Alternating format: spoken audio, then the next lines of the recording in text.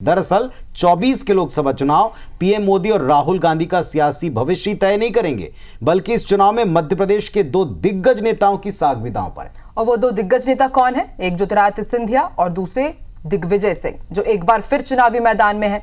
दोनों पिछला लोकसभा चुनाव हार चुके हैं, आपको भी याद होगा। तो 4 जून को जब नतीजे आएंगे तो मध्य प्रदेश की गुना और राजगढ़ सीट पर सबकी नजर रहेगी। चलिए एक नजर डालते हैं इन सीटों के सियासी समीकरण पर।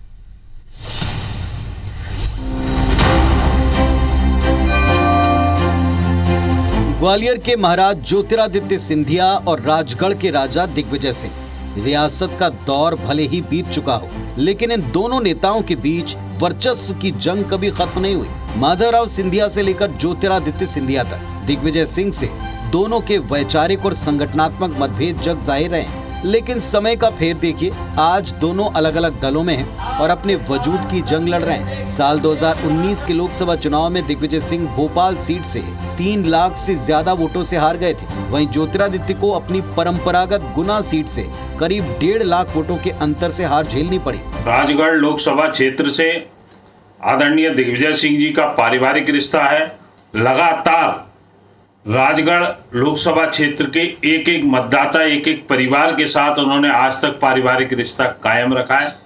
तो जहां तक लोकसभा चुनाव के परिणाम की बात है, आदरणीय दिग्विजय सिंह जी भारी बहुमत से राजगढ़ लोकसभा से ये चुनाव जीतने जा रहे हैं।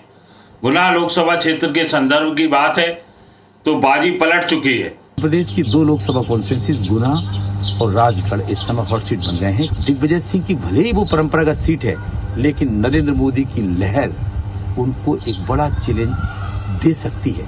साथ ही ज्योतिरादित्य सिंधिया जो पिछले चुनाव में हारे, उसके सबसे बड़ा कारक यादव कम्युनिटी का उनसे दूर होना। वो एक सब्सटेंशियल वोट्स हैं वहां पर। ऐसे में कांग्रेस की स्ट्रेटजी के तहत उनके सामने यादव कम्युनिटी से कैंडिडेट है।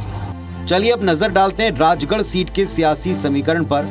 आखिर इसे दिग्विजय सिंह का गढ़ क्यों कहते हैं? राजगढ़ सीट से दिग्विजय सिंह 1984, 1989 और 1991 में 3 लोकसभा चुनाव लड़ चुके हैं। 1984 और 1991 के चुनाव में उन्हें जीत मिली। वहीं राजगढ़ लोकसभा क्षेत्र के राघोगढ़ और चाचौड़ा से दिग्विजय सिंह विधायक भी रहे। दिग्विजय सिंह के छोटे भाई लक्ष्मण सिंह ने राजगढ़ सीट से 1994, 1996, 1998, 1999, 2003 और 2009 में 6 बार लोकसभा चुनाव लड़ा, जिसमें से 5 बार चुनाव में जीत दर्ज की।